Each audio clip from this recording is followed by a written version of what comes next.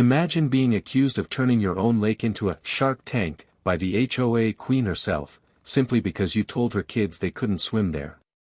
Yeah, that was my Tuesday. When I bought my 12-acre property with its peaceful lake, I pictured quiet mornings with coffee on the dock, not neighborhood drama.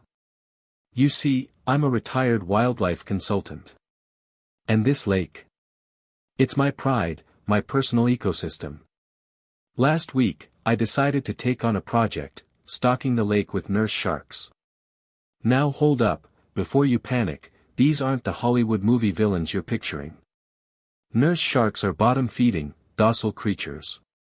4 feet long at most, more likely to nap under the lake bed than take a bite out of anyone. I had permits, insurance, and 2 experienced marine biologists helping me. Everything by the book. The night of the release was magical. I watched their shadows glide under the moonlit surface, and I felt proud. Maybe, I thought, this neighborhood could learn something about respecting wildlife. But I forgot about Karen. Karen is the kind of HOA royalty who thinks everything within walking distance is community property. If you mow your grass 2 inches too high, somehow she's there. If you build a shed, she already has 3 printouts of city ordinances. And apparently, she decided my lake was a community pool. That morning, while I sat on the dock jotting shark observations, Karen stormed down the path with her kids, towels and floaties in hand. "Morning, Luke," she muttered like I was an employee, not a landowner. "We're here to swim." I stood, trying to stay calm. "Sorry, Karen, not today. The lake's off limits, I'm running a wildlife project. It's not safe." She smirked, arms crossed. "Not safe? Please. This lake has always been for the kids. You don't own nature." "Oh, but I did own this lake." And I reminded her, calmly but firmly, that her kids splashing around here wasn't just unsafe, it was trespassing. Her response? "An eye roll big enough to block out the sun." "We'll see about that," she snapped. And I knew then that my nurse shark project had just become a whole lot more interesting. Things escalated faster than I expected. That afternoon, I heard car doors slam and looked up. 3 SUVs lined my drive. Out came Karen, her kids, and reinforcements, HOA moms armed with lawn chairs, coolers, and children in tow. It was 95 degrees Fahrenheit, and they strolled in like they were hosting a beach party on my lake.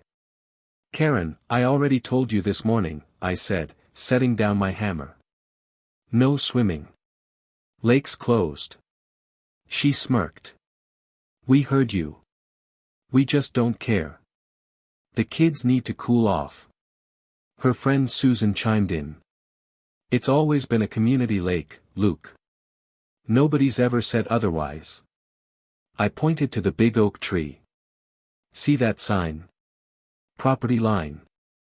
This lake belongs to me. Always has."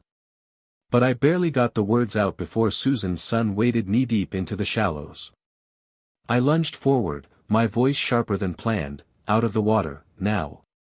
The boy froze. The moms glared. Karen pounced. "Oh. So now you admit it's dangerous. Did you put piranhas in here or something?" I sighed. This was exactly the nightmare I'd hoped to avoid. "Karen, I've introduced nurse sharks. They're harmless unless harassed, but no one should swim here right now." Her jaw dropped. "You'd think I told her I stocked the lake with crocodiles. That's enough. I'm calling 911. I laughed, at first thinking she was bluffing. But nope. She dialed, loud enough for the audience to hear as she spun her tail. "Yes, officer. He's got sharks in the lake. Actual sharks. And there are kids here. We need help." She hung up, flashing me a triumphant grin like she'd checkmated me. "Karen," I said, crossing my arms, "when those officers arrive, they'll see I have permits. And then they'll see that you're trespassing. Guess who'll look foolish?" Her smug smile faltered. Just a little. But her kids were already bouncing with floaties, waiting for permission to jump in. And that's when I heard it, the faint sound of sirens approaching down the gravel road.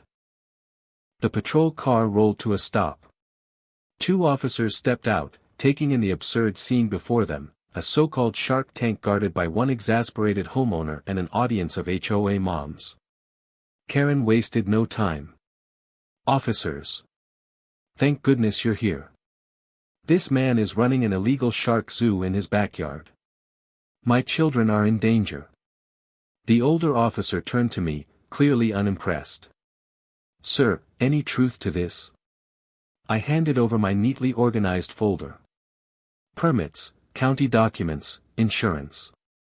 Name's Luke Harper. Retired wildlife consultant. Everything here is legal. Nurse sharks, non-aggressive, fully monitored. The younger cop flipped through the pages, nodded. "All checks out." Karen blinked, stunned. "You can't be serious. Sharks. In a neighborhood." The officer looked her dead in the eye. "Ma'am, this property is private. The lake is deeded to Mr. Harper, not the HOA. He's within his rights." Her face went redder than a stop sign. "So you're taking his side?" "No," he replied evenly. "We're taking the side of the law. And right now, you and your friends are trespassing." The crowd went uncomfortably silent. Even Susan looked ready to deflate. But Karen wasn't backing down. Her daughter eyed the water again, toes inching forward, until I barked, "Out. Now." She jumped back, startled. I explained calmly to the officers, "These sharks are harmless unless provoked. But if a kid splashes around, one nip could land us in the ER. That's why I told Karen to stay off my property." The cop nodded. "Makes sense." Karen sputtered. "You call that harmless?" Her backup began shifting uneasily. Susan muttered, maybe we should just listen to him." That was Karen's breaking point.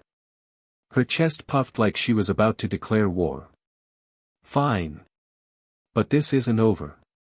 I'll take it up with the HOA, the neighborhood, the world if I have to." The officers exchanged tired looks. "Ma'am, if you don't leave now, it could become a trespassing citation."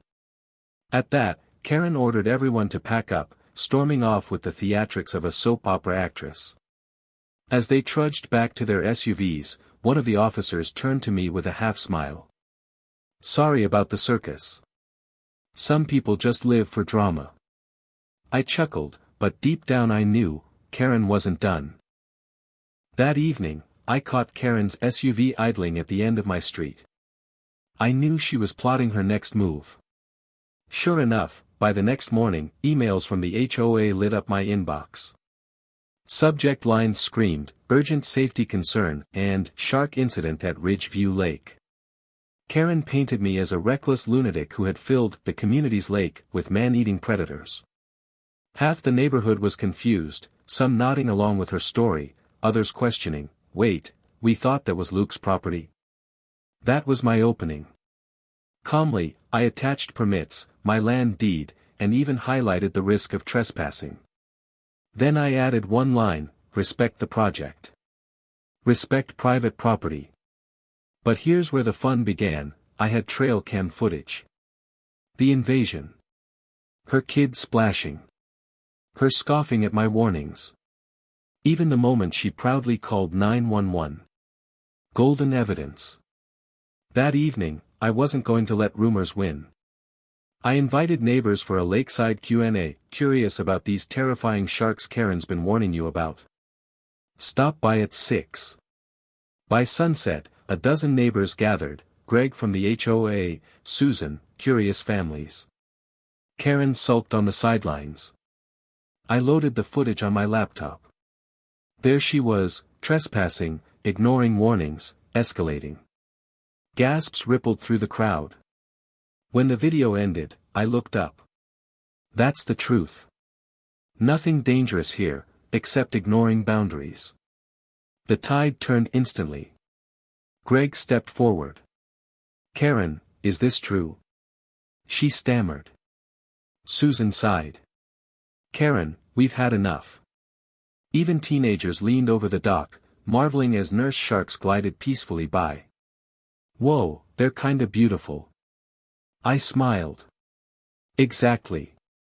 They're not killers. But we should respect them, and my property. For the first time in history, Karen had no comeback. She stormed off, muttering. Later that week, I got word, Karen had been voted off the HOA board. To top it off, her false 911 call earned her a citation and a fine. I never gloated, though. The victory wasn't about humiliating Karen. For me, it was about justice, respect, and proving that the truth always floats back to the surface, just like calm water after a storm.